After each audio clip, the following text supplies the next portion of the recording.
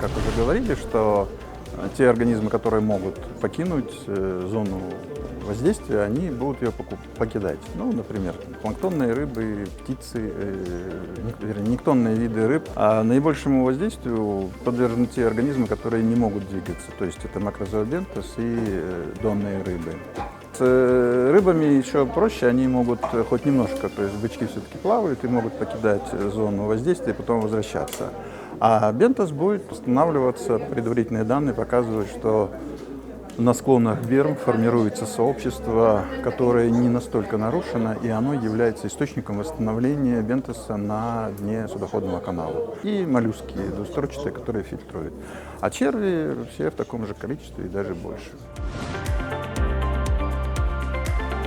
Обмеление Каспия – это уже большая система, ежегодная, цикличная и вековая. Вот озеро Балхаш есть у нас там в Алматинской области, вот, и тоже мелеет. И мы удивились, как это так. А потом мы поняли, что да, действительно, вот эта цикличность, что жаркие дни были, жаркие несколько лет, 2 или 3 года последние вообще были, такие не суровые. Лето было очень жарко. Это, конечно, тоже сказывается на вот этих водные объекты. Идет большое испарение.